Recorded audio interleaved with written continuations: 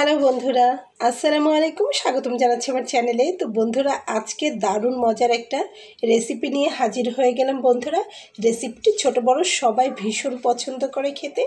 তো এই রেসিপিটি তৈরি করার জন্য আমি আজকে নিয়েছি পাট শাক আর মুসুরের ডাল। বন্ধুরা, তো শাকগুলোকে আমি ধুয়ে ডাঁটা থেকে পাতাগুলোকে ছাড়িয়ে নিয়েছি এবং পানিটাও ঝরিয়ে আমি এভাবে গুছিয়ে নিয়েছি। আর এখানে আমি নিয়েছি মুসুরের ডাল।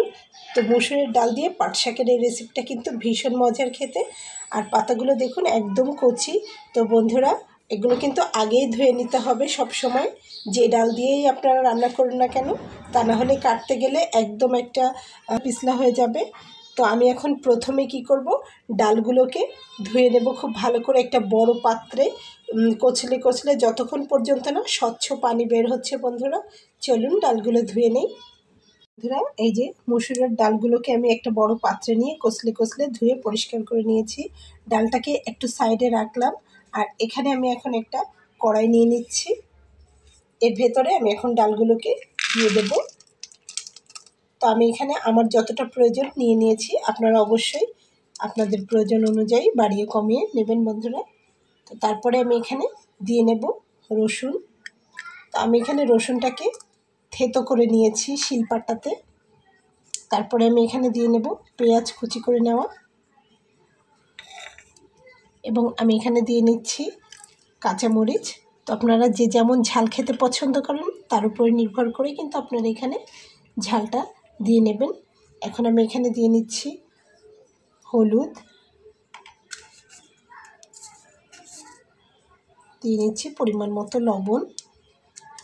লবণটা চাইলে পরে আরও দিয়ে নেওয়া যাবে। তো বন্ধুরা, তারপরে আমি এখানে দিয়ে নেব নর্মাল পানি।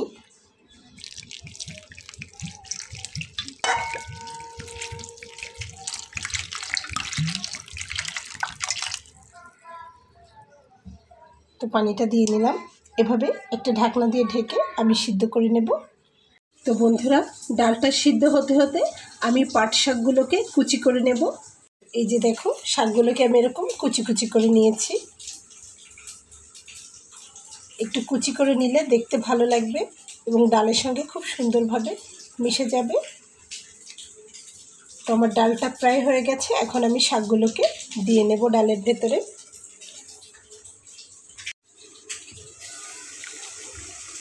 তো বন্ধুরা দেখুন, আমার ডালটা খুব ভালোভাবে কিন্তু সিদ্ধ হয়ে গেছে।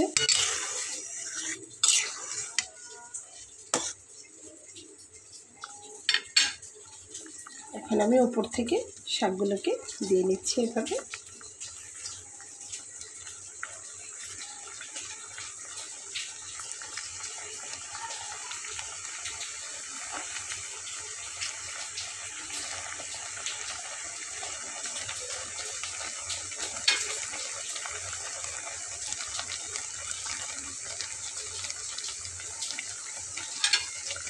তো বন্ধুরা, ক্যামেরাতে কালারটা যেমন আসছে, বাস্তবে তার থেকে অনেক সুন্দর একটা কালার আসছে।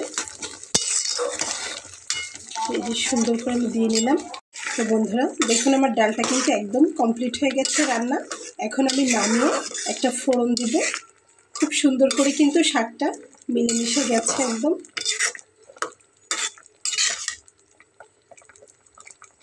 এখন আমি নামিয়ে ফেলছি, তারপর একটা ফোড়ন দেব। বন্ধুরা, চুলাতে একটি ফ্রাই প্যান দিয়ে নিলাম, আর তাতে আমি একটু তেল দিয়ে নিচ্ছি। তার ভেতরে আমি এখন দিয়ে নিচ্ছি একটা পেঁয়াজ কুচি করে নেওয়া। বন্ধুরা, ফোড়নটা দেওয়ার জন্য পেঁয়াজটা একদম লাল করে ভেজে নিতে হবে। আর আমি এখানে শুধু পেঁয়াজ দিয়েছি, কারণ প্রথমে অনেকটা রসুন দিয়ে নিয়েছি বন্ধুরা। তারপরে আমি এখানে দিয়ে নিচ্ছি হাফ চা চামচ পরিমাণ গোটা জিরা, আর দিয়ে নিচ্ছি 2টা শুকনো মরিচ।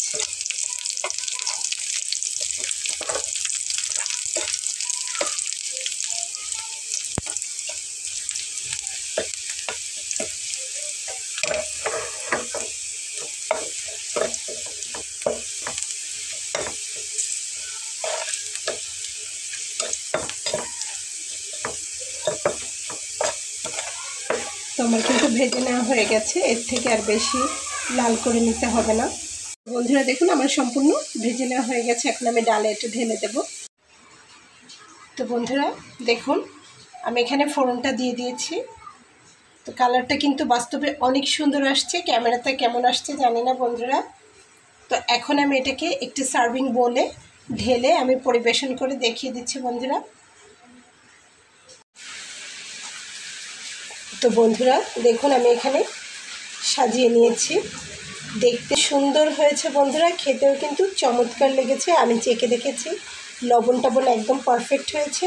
তো আশা করছি রেসিপিটা আপনাদের ভালো লাগবে বন্ধুরা। তো রেসিপিটি যদি ভালো লেগে থাকে তাহলে আমার এই ছোট্ট চ্যানেলটিকে সাবস্ক্রাইব করে সঙ্গে থেকে যাবেন। দেখা হবে পরবর্তীতে নতুন কোনো রেসিপি নিয়ে। সে পর্যন্ত সবাই ভালো থাকবেন।